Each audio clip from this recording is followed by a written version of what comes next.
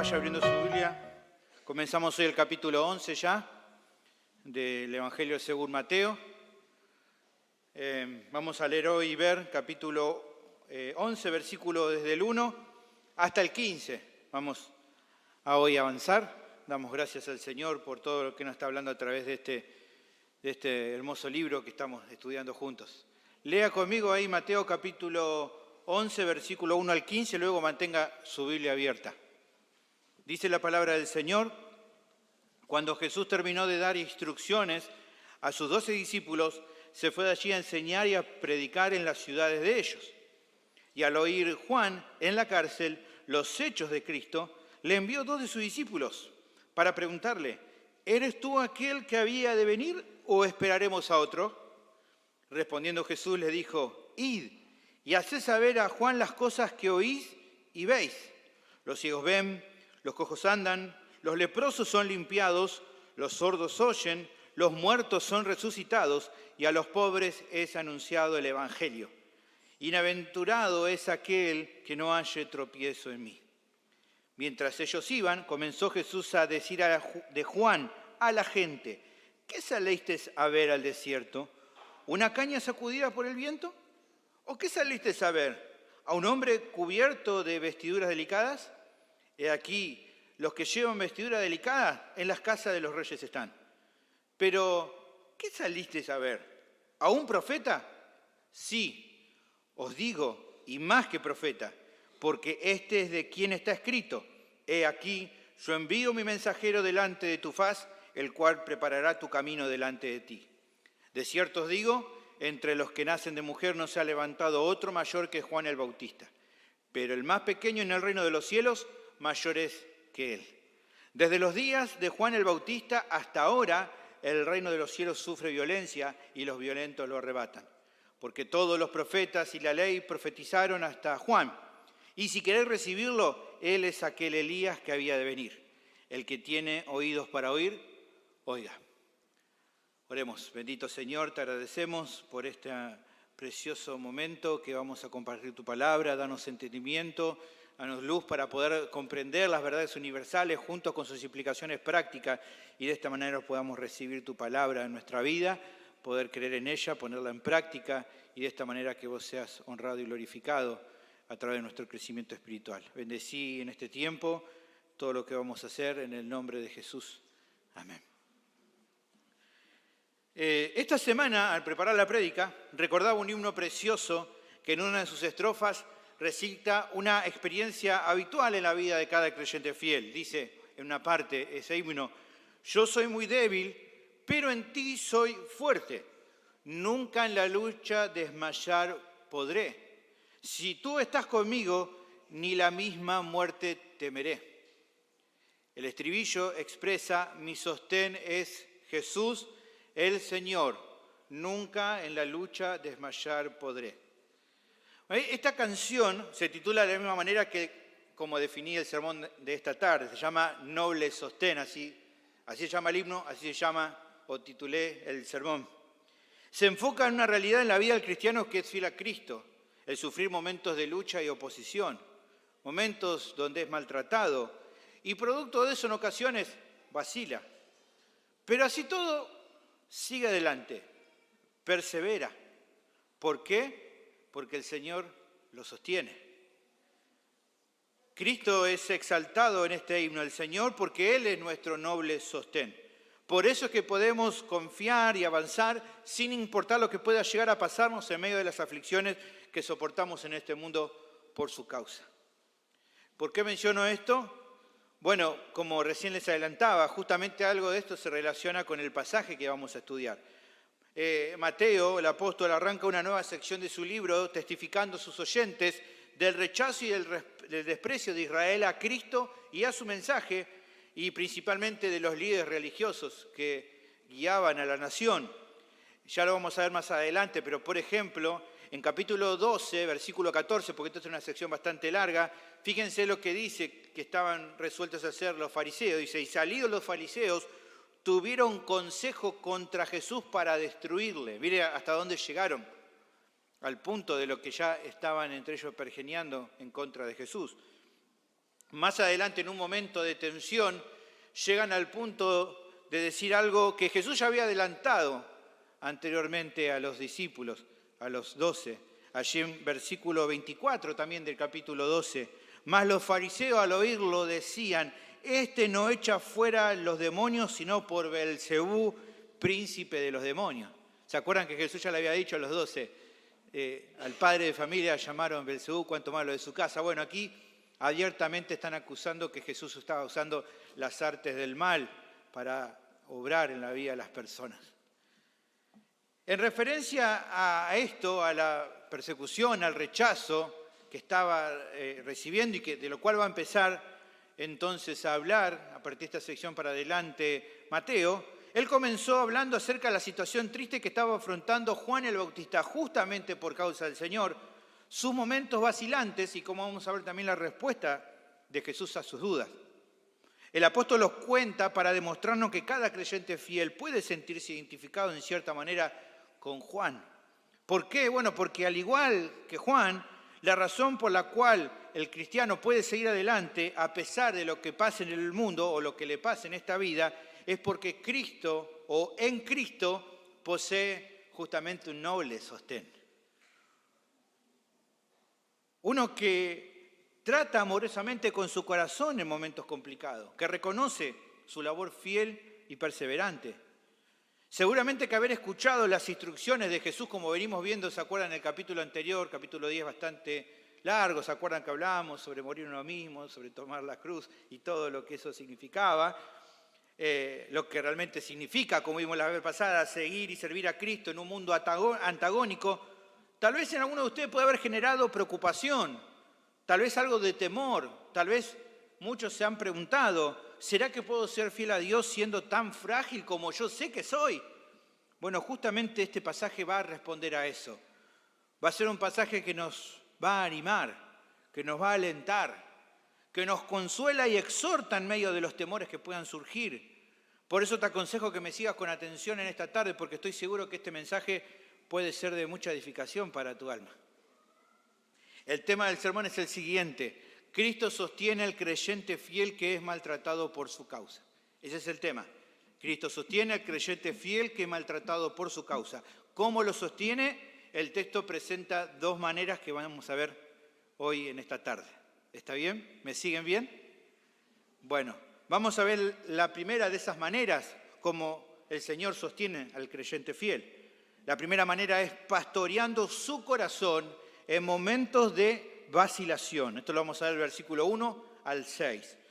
El texto arranca indicando qué fue lo que aconteció luego de que Jesús concluyó la comisión para los 12. Lea nuevamente conmigo el versículo 1. Cuando Jesús terminó de dar instrucciones a sus 12 discípulos, se fue de allí a enseñar y a predicar en las ciudades de ellos. En el capítulo anterior vimos al Señor instruyendo a los apóstoles para que comenzaran un trabajo misionero, ¿se acuerdan?, entre las ovejas perdidas de Israel. Allí en el capítulo 10, versículo 5 y versículo 6. Las instrucciones servían como un modelo para todos los cristianos, porque dejaban muchos aspectos que también todos los discípulos de Jesús tienen que considerar. Ahora, una vez que eso terminó de dar todas las instrucciones que vimos, los 12 partieron. Ahora, Mateo prosigue el relato de los hechos posteriores de Jesús. Continuó su ministerio en la región, sabemos, de Capernaum, donde él estaba sirviendo y en toda esa zona, probablemente por un momento o por un tiempo sin la presencia de los 12. Es muy interesante porque recién se vuelve a mencionar a los 12 en el capítulo 12. Así que durante este capítulo 11 vemos a Jesús simplemente interactuando con las personas a las cuales él estaba enseñando y predicando. ¿Qué estaba haciendo él? Bueno, lo que dije recién, enseñar y predicar en las ciudades de ellos, como ya lo estaba haciendo antes. Por ejemplo, en capítulo 9, versículo 35, se menciona exactamente lo mismo. Él estaba enseñando, estaba predicando. Aquí no se habla sobre los milagros porque el punto incluso de los milagros era eso, ratificar su mensaje. El motivo o el servicio o el ministerio principal del Señor era enseñar y predicar acerca del reino de los cielos. Evidentemente también estamos viendo acá que lo que él mandaba hacer a su discípulo era en aquello en lo cual también él estaba abocado. Él daba el ejemplo y él estaba haciendo el mismo tipo de trabajo. Ahora, es estando en esta tarea de enseñar y predicar en las ciudades donde ellos vivían, Que acontece entonces la circunstancia interesante que aparece a continuación, versículo 2. Dice, y al oír Juan, está hablando Juan el Bautista, en la cárcel los hechos de Cristo, le envió a 2 de sus discípulos para preguntarle, ¿eres tú aquel que había de venir o esperaremos a otro? Como ya vimos en su momento, Jesús comienza su ministerio luego de oír que Juan el Bautista fue apresado por Herodes. Allí en capítulo 4, versículo 12 dice, al oír Jesús que Juan estaba en la cárcel, entonces comienza su ministerio. Sabemos que también por capítulo 14, versículo 3, que estaba preso por causa de Herodes por haber denunciado lo que él estaba haciendo. Ahora es muy interesante porque en ese momento fue al oír Jesús que estaba Juan preso, empieza su ministerio. Aquí, de alguna manera llamativa, el apóstol menciona que ahora es Juan el que oye, estando en la cárcel, acerca de lo que Cristo estaba haciendo. Y por lo que empezamos a ver acá, se nos relata que él entró como en confusión y en vacilación. Y fruto de eso, dado que está preso y no podía ir a hablar con Jesús, decidió enviar a 2 discípulos de él a hacerle la consulta que leímos. ¿Se acuerda lo que vimos recién? Él le pregunta, ¿eres aquel que había de venir o esperaremos a otro? Muchos en la historia se sienten un poco incómodos al leer esta pregunta de Juan. Es como que no logran entender cómo alguien que fue tan usado por Dios parecía en ese momento como dudar respecto a la identidad de Jesús. ¿Cómo puede ser?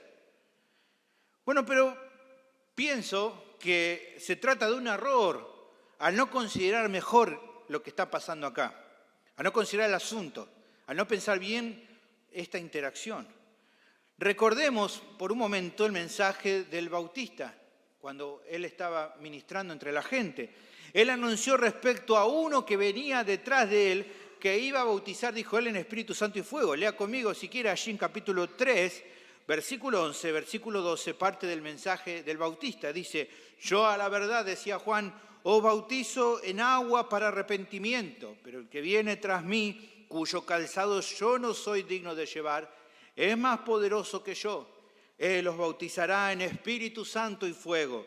Su aventador está en su mano y limpiará su era y recogerá su trigo en el granero y quemará la paja en fuego que nunca se apagará.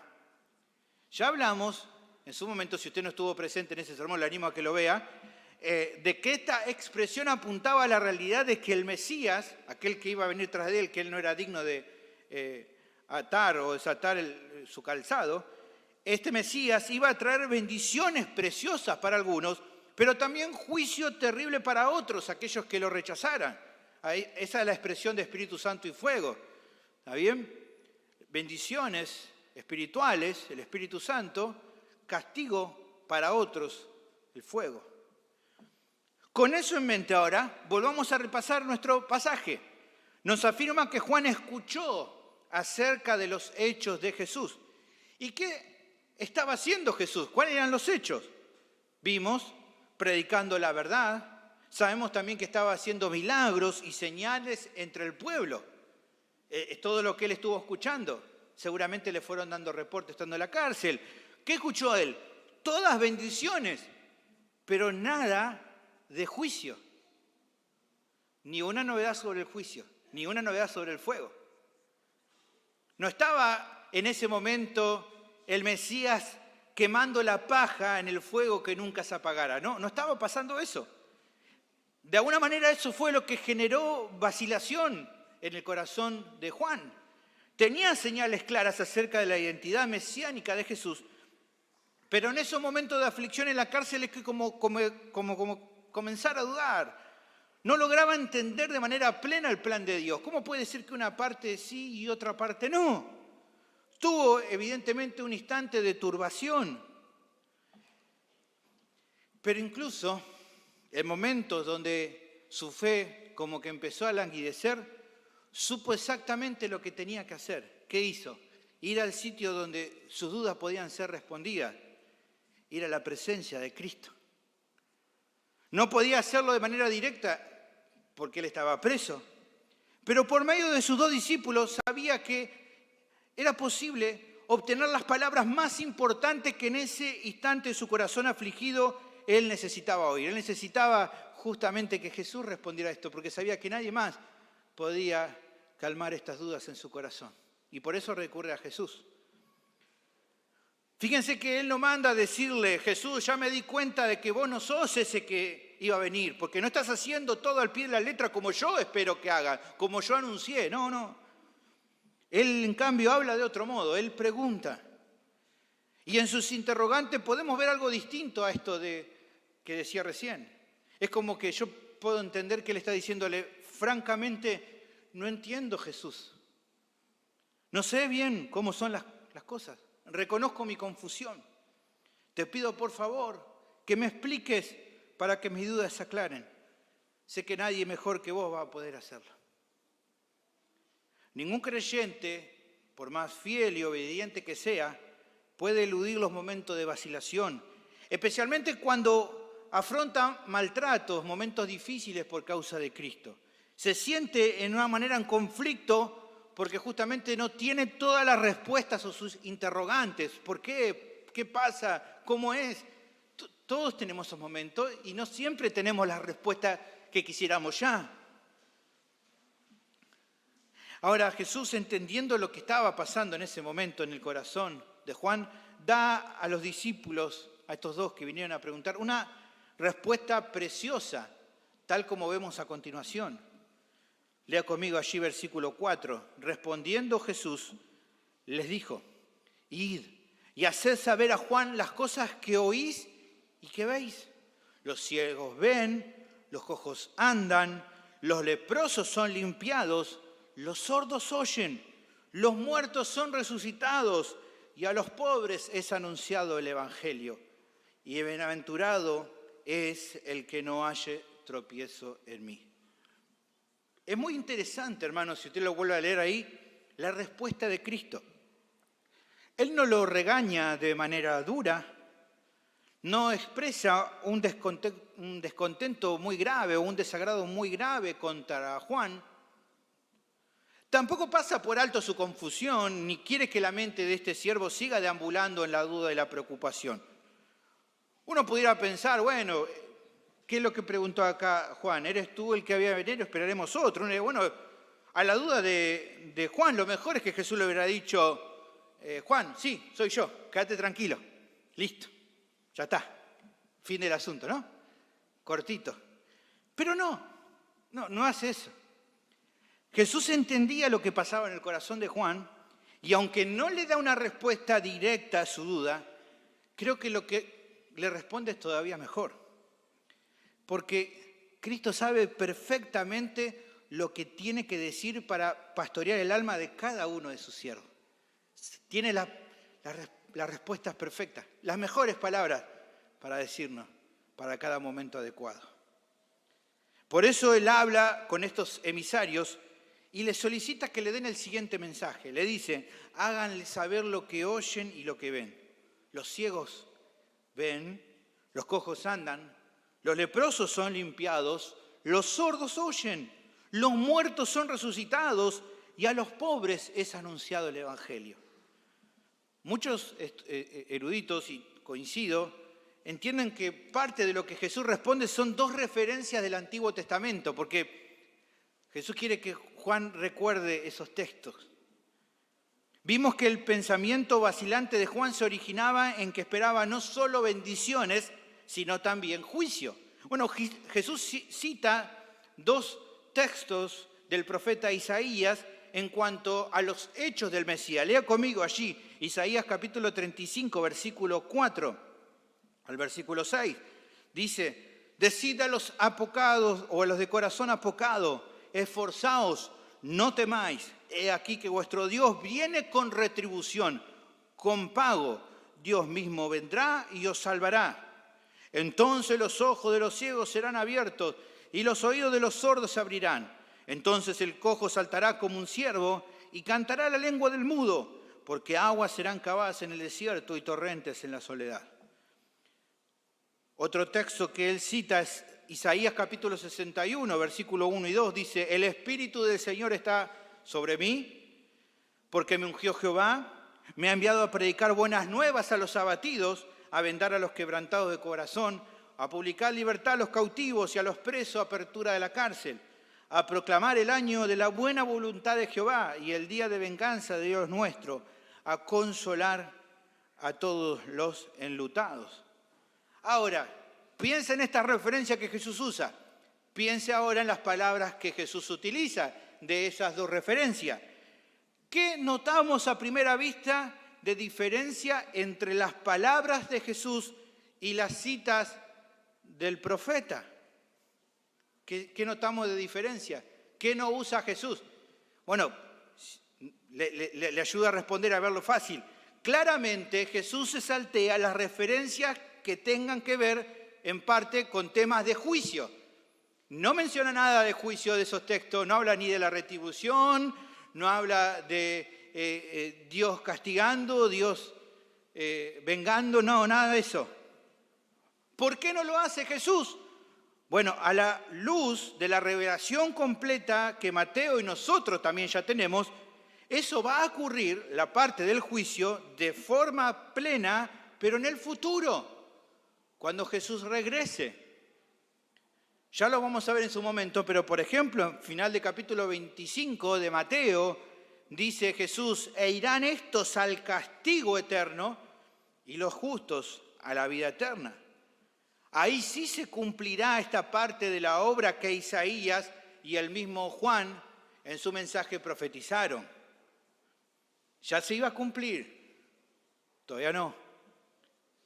Pero incluso, aunque nosotros ahora entendemos y podemos concluir y comprender por qué Jesús no habla acerca de eso, así todo, esta explicación que yo le hago a ustedes no es lo que Jesús le responde a Juan.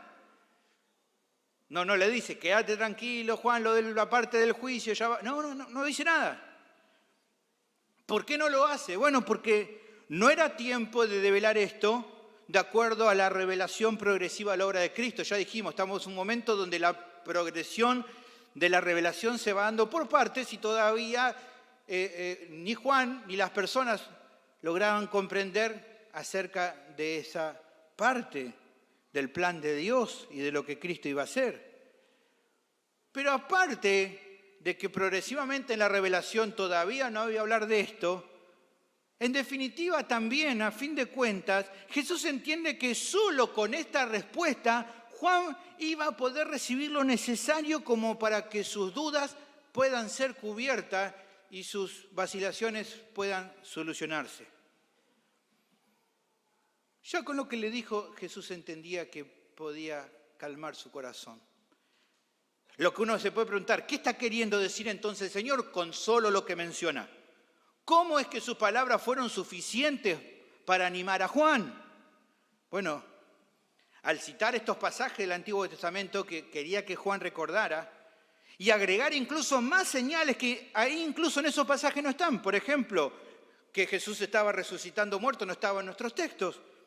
Es como que Jesús le está respondiendo, querido Juan, considera todo lo que ya está aconteciendo y no dudes del plan que Dios está llevando a cabo tal como Él lo ha decretado y como yo he venido a cumplir.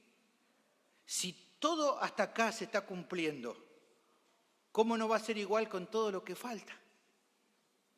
No se tenía que preocupar por lo que todavía de su mensaje no se había cumplido, porque se iba a cumplir, pero todavía no era el tiempo.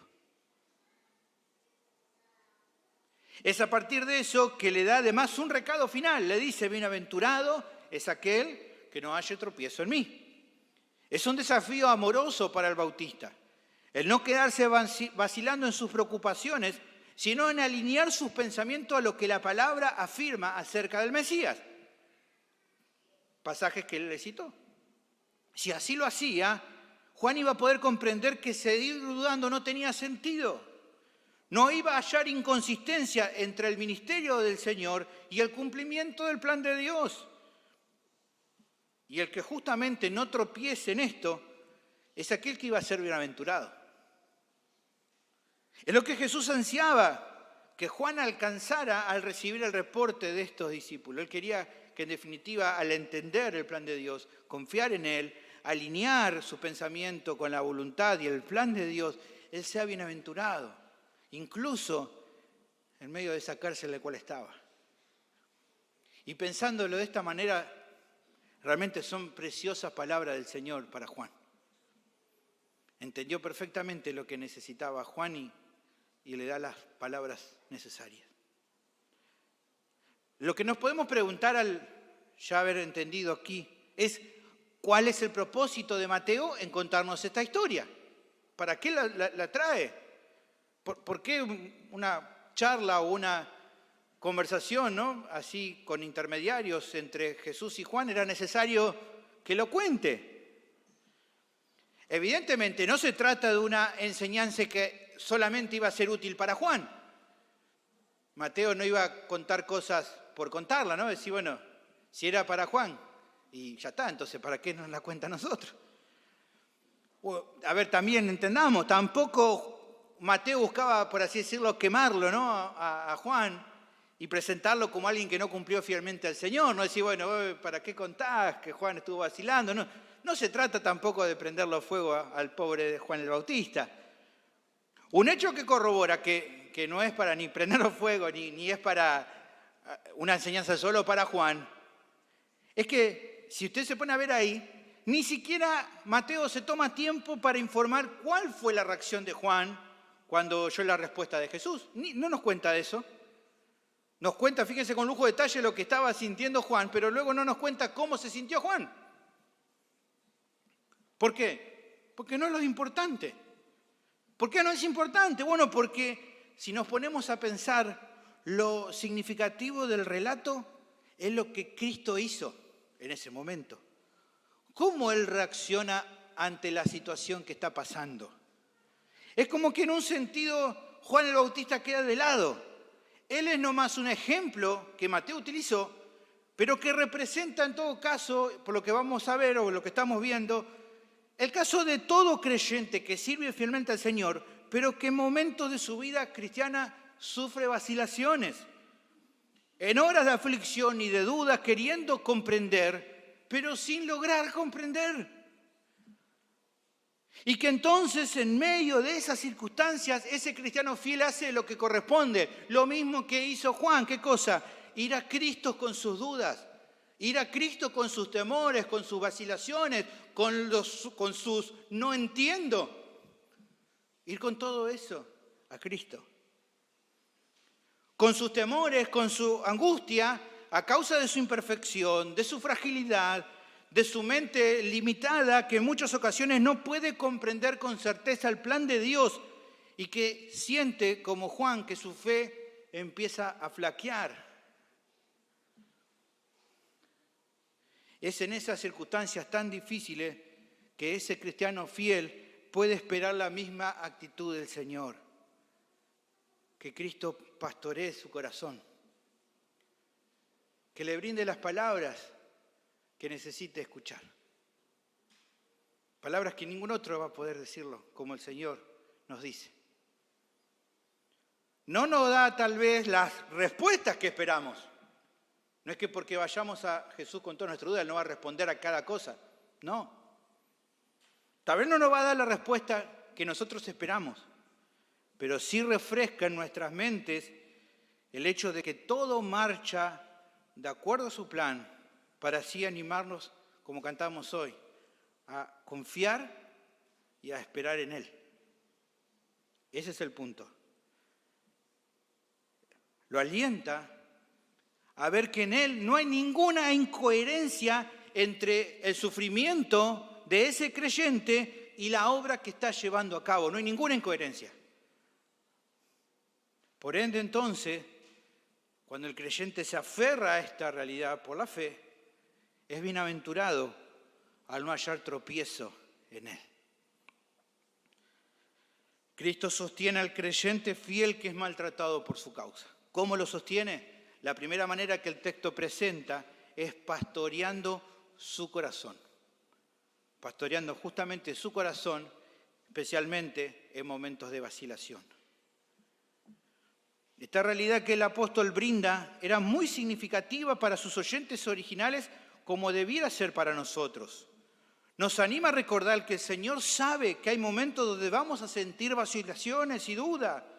Y por ende, por medio de este texto, nos está animando por un lado a recurrir a Él. A no buscar en nosotros mismos la respuesta, porque a veces tenemos esa tendencia. Cuando debiéramos recurrir a Él. Sabiendo que en esos tiempos complicados, Él pastorea nuestros corazones. Ese es su deseo. Pastorear tu vida, pastorear la mía. Nos va a exhortar, sí, pero lo va a hacer con amor.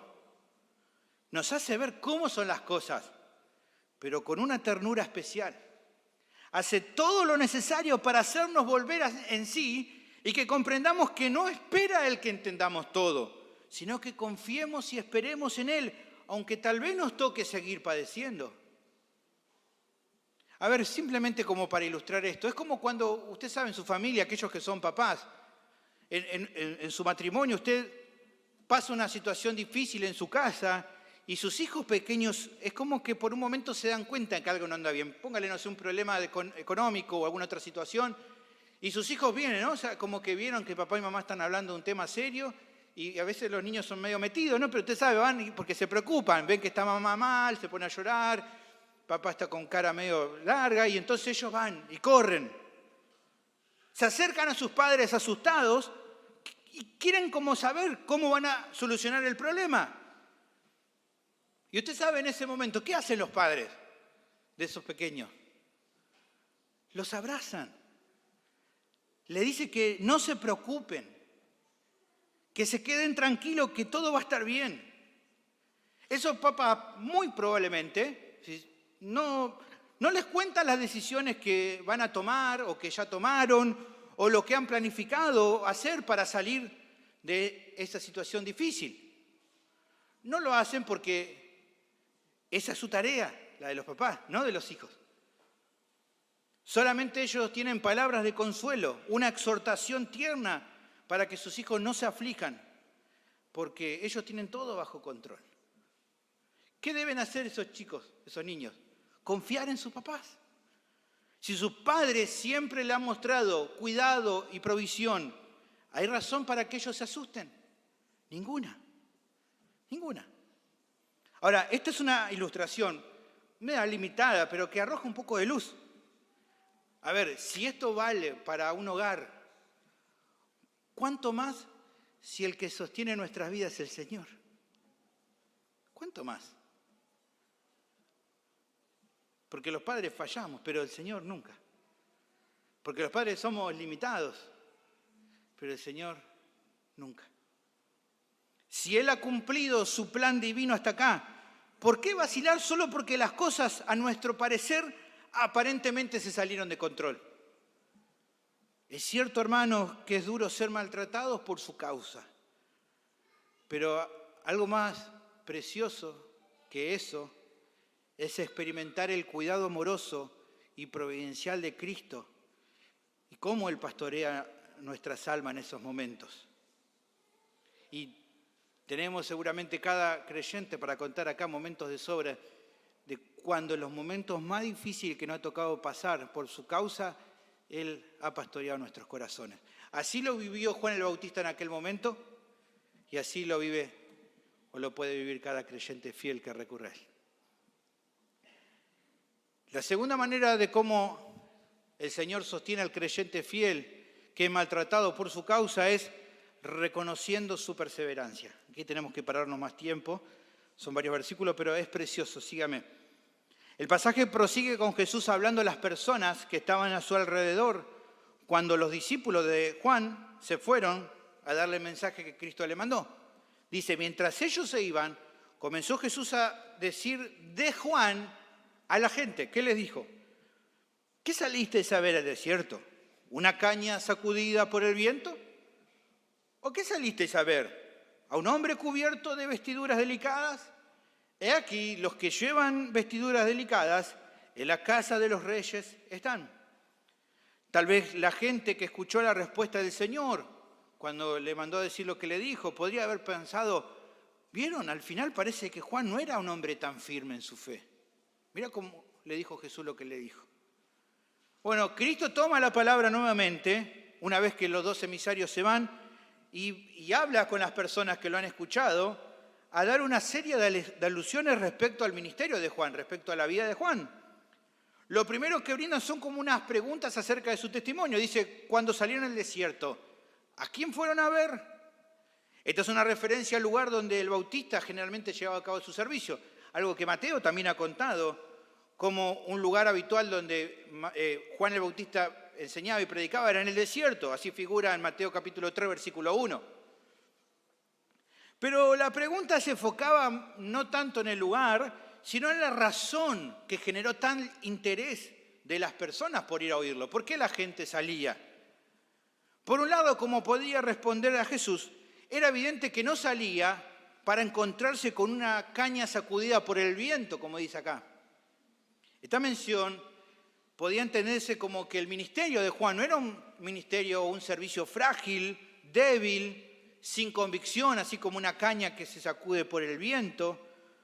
Tampoco dentro de lo que se escuchaba en aquel tiempo era como esa caña así sacudida en el sentido de que alguien que se esforzaba por hablar lo políticamente correcto. Todo lo contrario.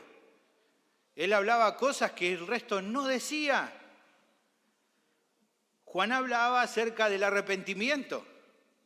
Juan hablaba acerca del pecado. Denunciaba la hipocresía religiosa del pueblo, pero también de sus líderes. Cosas que eran duras, pero que eran completamente verdaderas. Si bien muchos se escandalizaban por sus palabras, la gente de buena gana iba a escucharlo porque su mensaje era correcto y nadie lo podía refutar. Aunque era duro, la gente quería ir a escuchar. Pero también menciona otro asunto que quedaba claro. Nadie salió al desierto tampoco para encontrarse, dice, con un hombre cubierto de vestiduras delicadas. Mateo también había mencionado lo rudimentario de Juan al vestirse. ¿Se acuerdan ustedes ahí, capítulo 3, versículo 4? Juan estaba vestido de pelo de camello y tenía un cinto de cuero y comía langosta, miel silvestre. No, nada que ver. No era alguien de vestiduras delicadas. Esto reflejaba lo austero que era su ministerio. Incluso Jesús afirma que, en verdad, los que llevan vestidos delicados están en casa de reyes.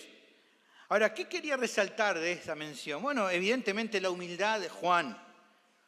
Vimos que su ministerio fue muy reconocido, sí, por supuesto, pero él nunca buscó aprovecharse de eso como para obtener rédito personal. Todo lo contrario, su manera de vivir fue modesta, despojado de lujos, no trataba de obtener una vida más acomodada justamente por haber obtenido fama. Algo muy similar a lo que Cristo también le había mandado hacer a los 12, ¿se acuerdan? Cuando los comisiona. En capítulo 10, versículo 8, le dice que hicieran cosas buenas por las personas, pero que siempre dieran de gracia, no esperando nada a cambio. Pero el hecho, creo que también la mención de casa de reyes, cuando dice la gente con vestidos delicados está en la casa de reyes, tenía que ver con la situación particular de Juan. Él estaba en la cárcel por haber denunciado la inmoralidad de Herodes. Bueno, estudiando el contexto histórico, muchos historiadores, estudiosos, concluyen que la cárcel donde Juan se encontraba estaba pegada al palacio donde este rey Herodes infame vivía. Usted puede ver, por ejemplo, ya lo vamos a ver más adelante, pero capítulo 14, versículo 10, versículo 11, podemos notar que Herodes da una orden de decapitar a Juan, la cual se lleva a cabo pronto. Al momento va y vuelve ya con la cabeza. ¿Por qué? Porque estaba ahí nomás. Dentro del mismo palacio había un sector donde había una prisión muy famosa en aquel momento, que era donde estaba Juan encarcelado. Por eso, creo que Jesús estaba utilizando un tono irónico para resaltar justamente la actitud fiel de Juan. Era un hombre como él, que no ibas a encontrar en casa de reyes, pero en cierta manera estaba ahí en una casa de reyes. Pero no para disfrutar del lujo o de las comodidades propias de vivir en un palacio que tanto los hombres de aquel tiempo anhelaban, sino padeciendo por haber hablado una verdad inconveniente. Lo que podría entonces entenderse de las palabras del Señor respecto al bautista, al menos de esta sección, sería algo como esto. La miró a la gente y le dijo, no se confundan. Las vacilaciones de Juan no son producto de un carácter débil o de un corazón que está pensando tal vez en sucumbir a la tentación de amoldarse a los poderes del mundo para huir de la situación en la que está. No, ni una cosa ni la otra. Los frutos de su servicio son claros. Él ha sido un hombre que no se ha doblegado a anunciar la verdad y que nunca se ha valido de su fama para obtener un rédito personal. Esto es lo que anunciaba con esta sección. Pero Jesús sigue hablando sobre Juan. No se queda ahí y habla más cosas que son preciosas también. Fíjese capítulo 11, versículo 9. Pero, dice Jesús, ¿qué saliste a ver? ¿A un profeta?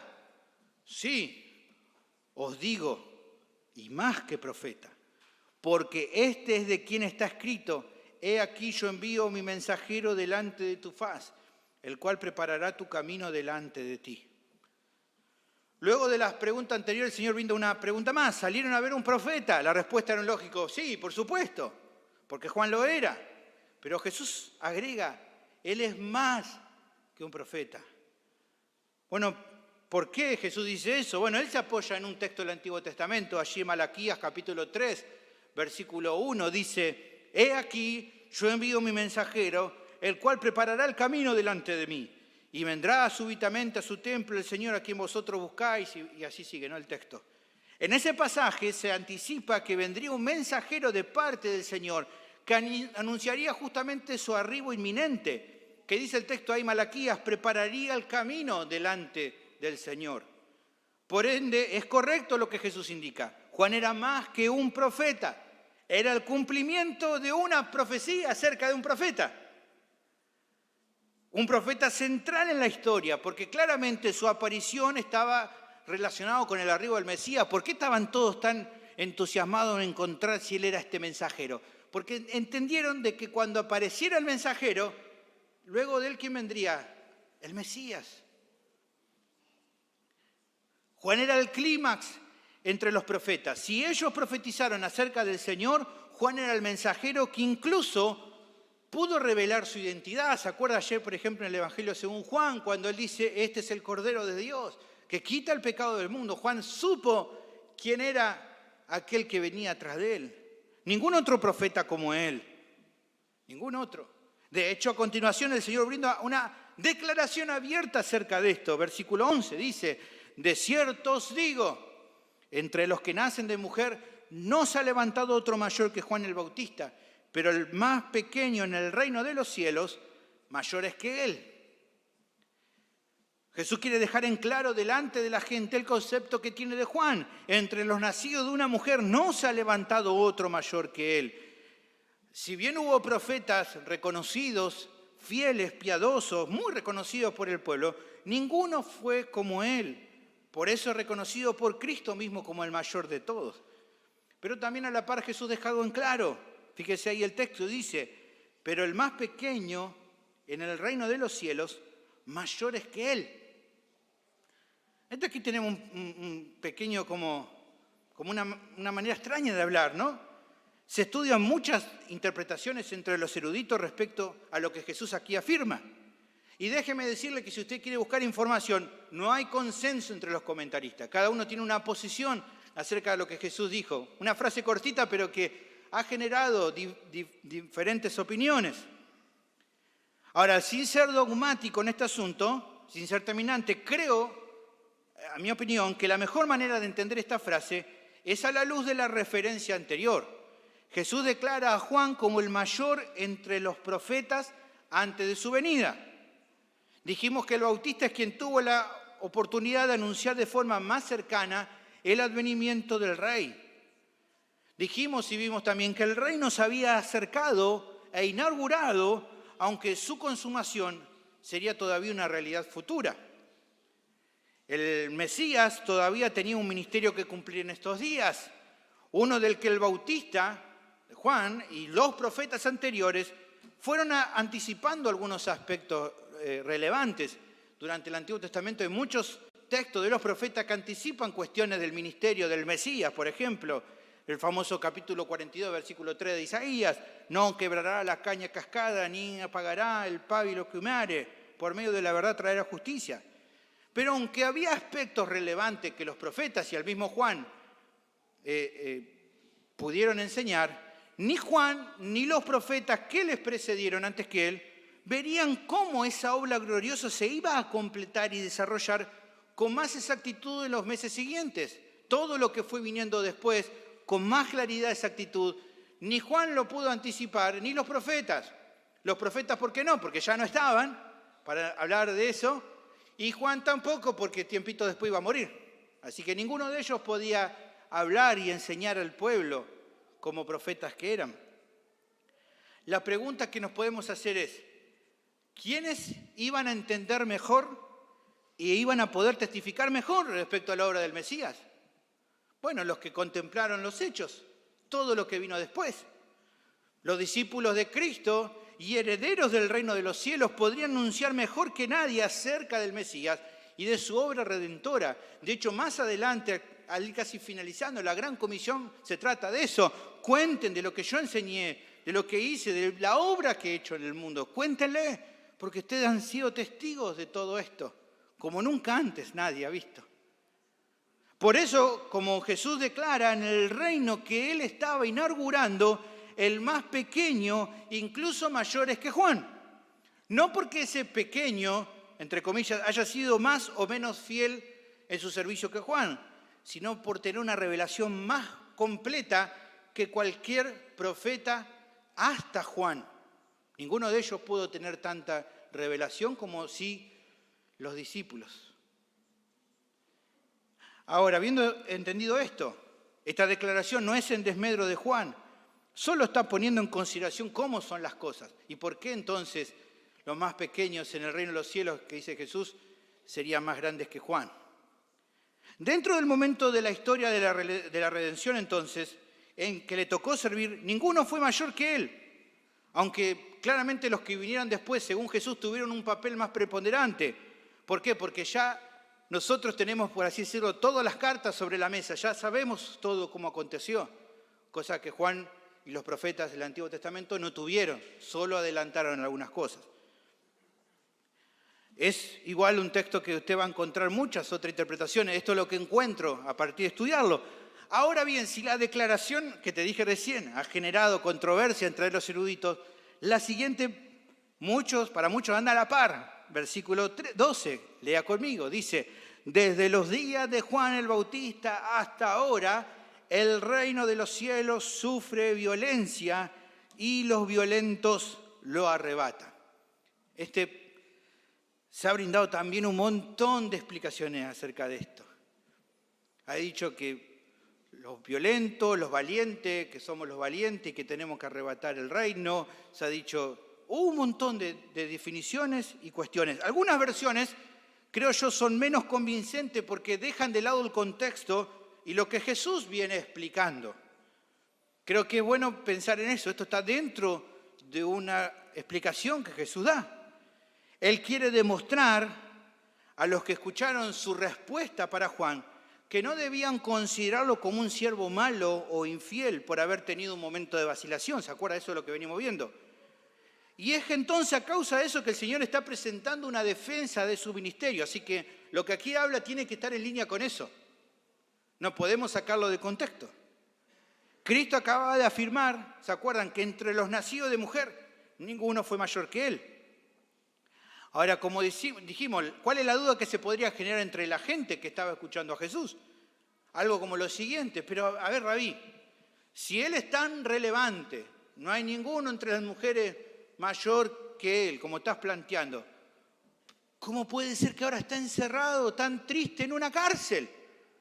¿Cómo puede ser que esté encarcelado si supuestamente es tan grande como vos decís? Bueno, es en mi opinión aquí lo que Jesús busca responder con esta afirmación de este versículo 12. Desde el tiempo en el cual Juan comenzó a proclamar el arribo inminente del reino, hasta la aparición del Mesías, como dice hasta ahora, hasta que el Mesías estaba sirviendo, la realidad, hermanos, como estamos viendo, es que las cosas no habían funcionado como muchos hubieran esperado. No estaba funcionando. Israel, ustedes saben, supuestamente estaba ansioso, aguardando la aparición del rey, del Mesías. Hacían canciones recitando y anhelando el Mesías. Ahora el Mesías está presente, pero el avance de su reino no se está dando gracias a Israel, sino a pesar de Israel. Israel no está colaborando para nada con el Mesías. Incluso, hermanos, la situación no iba a mejorar. Su mensajero, el precursor de él, que también había sido profetizado, como vimos, iba a ser asesinado, decapitado, simplemente por causa de la verdad.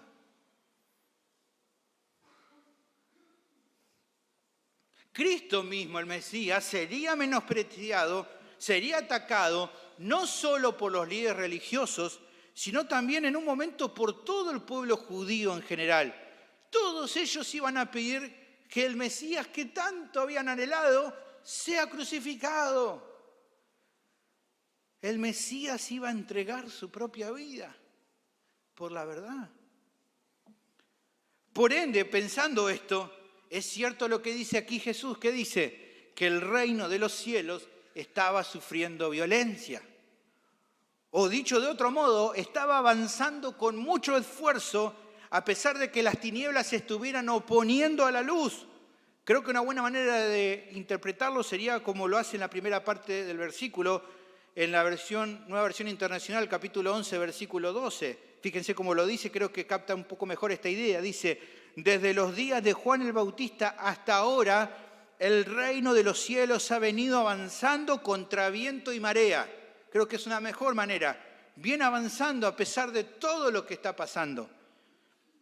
Ahora, en virtud de esta realidad, el punto no es que Juan no haya sido un profeta fiel y por eso estaba en la cárcel, sino todo lo contrario. Sus cadenas reflejaban el hecho justamente de ¿qué? Que los violentos tratan de conquistar el reino por la fuerza o de arrebatarlo, como traduce la Reina Valera. Herodes trató de violentar y destruir al reino al maltratar a su mensajero, Juan. Lo mismo iba a acontecer con el Mesías y con sus siervos. ¿Por qué? Porque claramente, hermanos, la luz no armoniza con las tinieblas. Pablo lo dijo allí en 2 Corintios 6:14. ¿Usted se acuerda ese texto? Dice, no os unáis en yugo desigual con los incrédulos, porque ¿qué compañerismo tiene la justicia con la injusticia?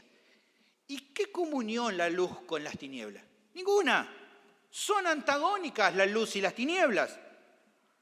Y la realidad es que hasta que la maldad no sea juzgada y exterminada, siempre se van a enfrentar con la luz, aunque al final de todo la maldad no va a prevalecer.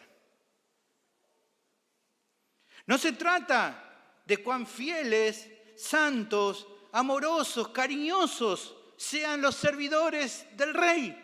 El mundo, como diríamos nosotros en este tiempo, siempre se le va a parar de manos. Siempre. Porque la luz con las tinieblas no armonizan. Pero incluso, en medio de infinitas batallas, el reino de los cielos iba a avanzar e iba a conquistar a miles y miles y miles que de enemigos a la luz pasarían a ser parte del pueblo de Dios. Porque nadie iba a poder detener este reino, aunque pusieran todos los obstáculos adelante. Jesús deja en claro que lo que está viviendo Juan no era distinto a lo que muchos otros después de él seguirían padeciendo por su causa. Esto es lo que está queriendo entonces definir con esta declaración. Por eso, en conclusión, termina dejando en claro, versículo 13, porque todos los profetas y la ley profetizaron hasta Juan. Y si queréis recibirlo, él es aquel Elías que había de venir. El que tiene oídos para oír, oiga. Al finalizar sus palabras, el Señor brinda 3 conceptos finales.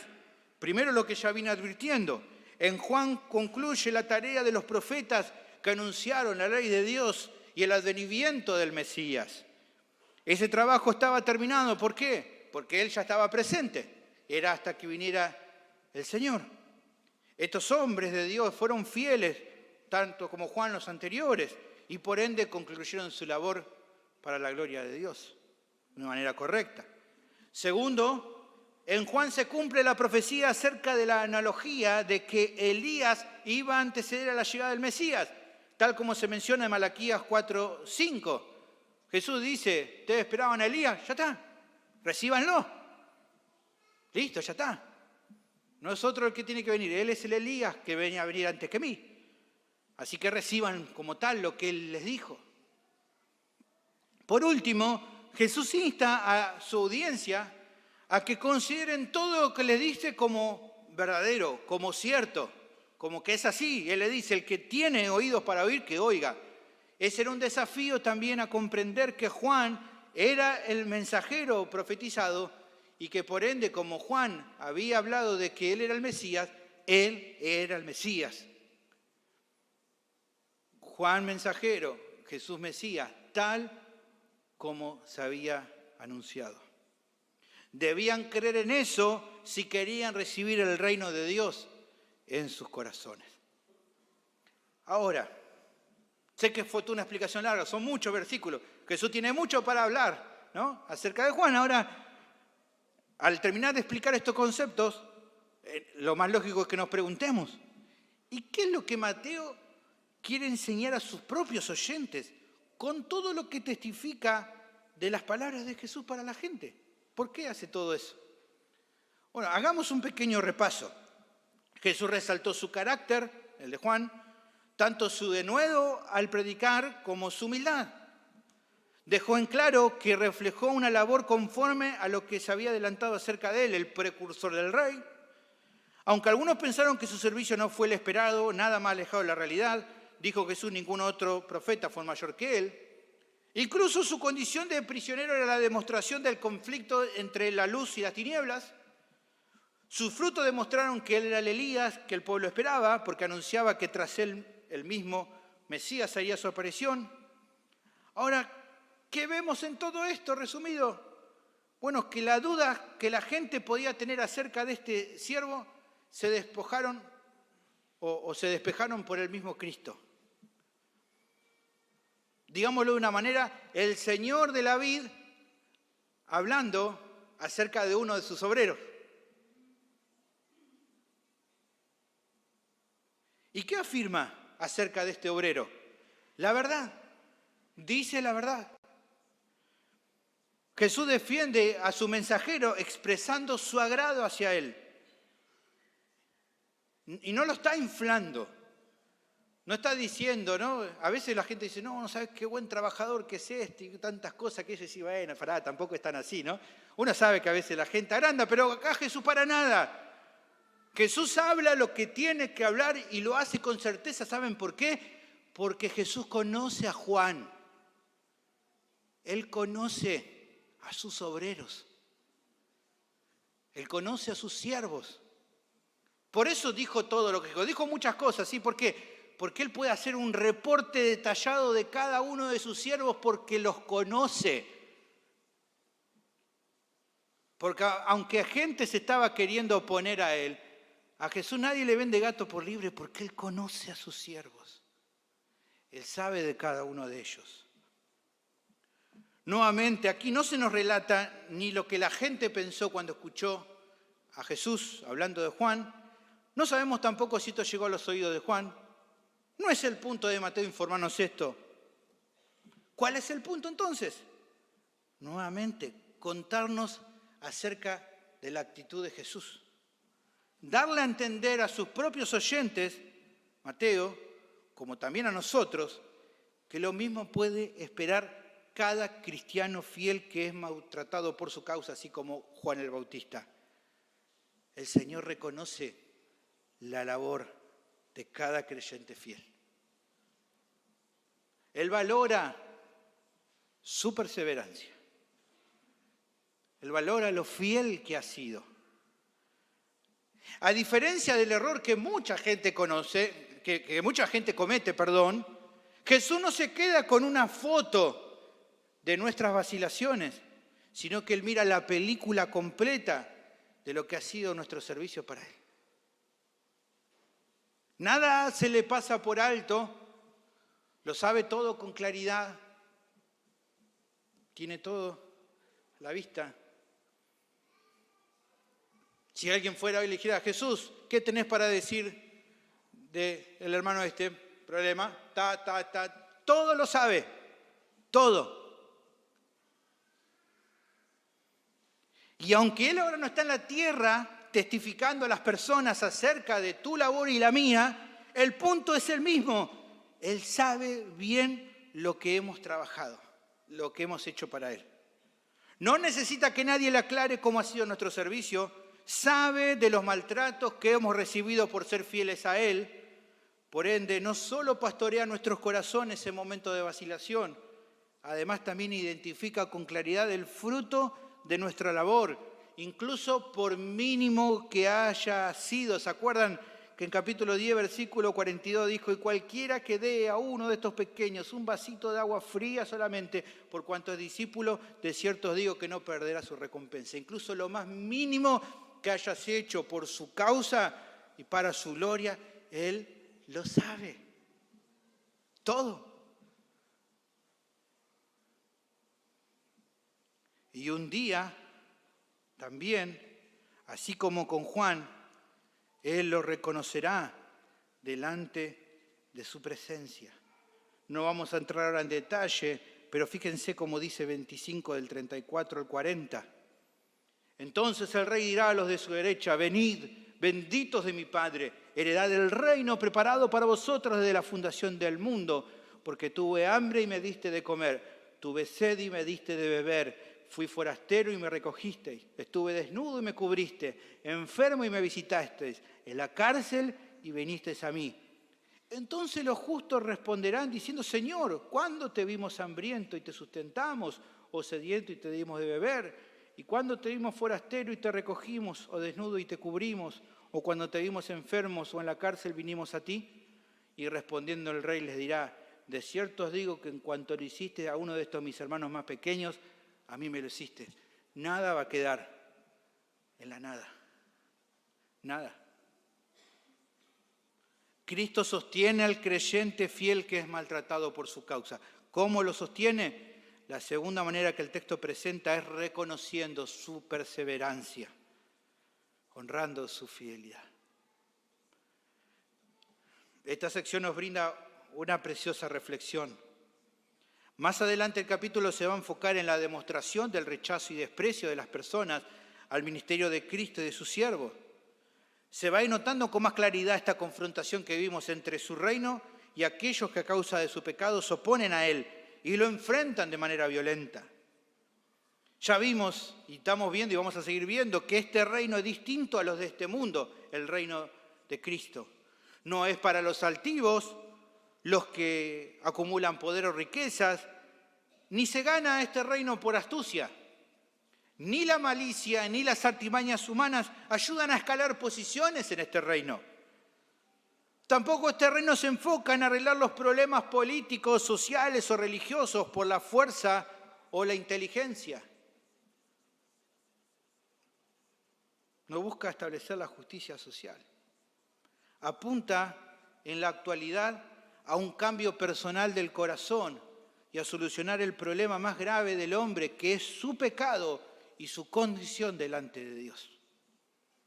Aquellos entonces que se disponen a servir a este rey deben recordar que van a ser maltratados en un mundo que no admite las normas de un reino con estas circunstancias o estas características tan particulares. No tiene nada que ver, entonces no lo aceptan. En el mundo se manejan de otra manera, pero los creyentes ya no son de este mundo.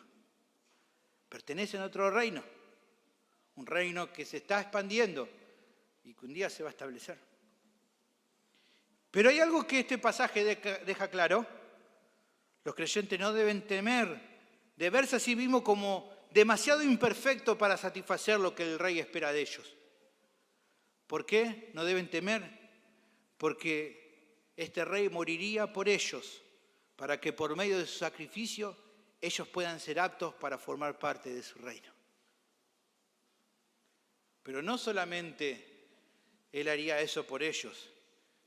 Este rey también es el sostén de aquellos que les sirven con fidelidad. No los deja solos, no es como el mundo, no nos descarta cuando vacilamos, cuando tal vez no hacemos todo de la manera perfecta. Nos sostiene en todo tiempo. Pastorea nuestros corazones en momentos de vacilación y de dudas, pero también no es injusto para olvidar todos los sacrificios que hayamos hecho por su causa. El autor de Hebreos habla acerca de este rey y dice, porque Dios no es injusto para olvidar vuestra obra y el trabajo de amor que habéis mostrado hacia su nombre, habiendo servido a los santos y sirviéndoles aún. Haber resistido el maltrato y no bajar los brazos es algo que Él valora. El estar dispuesto a dar nuestra vida por Él también. Cristo sostiene a los suyos porque Él reconoce su perseverancia y en su gracia ha determinado que un día reconocerá todo lo que hemos hecho para su gloria y por su causa, incluso aunque en esta vida nadie lo haya valorado. Cristo mismo allí en Apocalipsis capítulo 22, versículo 12 dice, «He aquí, yo vengo pronto y mi galardón conmigo para recompensar a cada uno según sea su obra». La vida de Juan no es más que un testimonio fidedigno de lo que el Señor piensa y hace con cada creyente que lo sigue y lo sirve. Podemos estar seguros que pasa lo mismo porque Él no cambia. Por lo tanto, la enseñanza de estas tardes nos tiene que animar. Y tenemos que animarnos mutuamente también, hermanos, en medio de las aflicciones que padecemos por su causa. Como Pedro le dijo a los hermanos, creo que es algo que es muy interesante para poder animarnos nosotros y animarnos a los demás. En 1 de Pedro capítulo 4, versículo 12, dijo, «Amados, no os sorprendáis del fuego de prueba que os ha sobrevenido, como si alguna cosa extraña os aconteciese, sino gozaos por cuanto sois participantes de los padecimientos de Cristo, para que también en la revelación de su gloria os gocéis con gran alegría. Si sois vituperados por el nombre de Cristo, sois bienaventurados, porque el glorioso Espíritu de Dios reposa sobre vosotros. Ciertamente de parte de ellos Él es blasfemado, pero por vosotros es glorificado. Así que ninguno de vosotros padezca como homicida o ladrón o malhechor o por entrometerse en lo ajeno. Pero si alguno padece como cristiano, no se avergüence, sino glorifique a Dios por ello». Finalmente quisiera hablarles a aquellos que todavía en esta tarde están sin Cristo.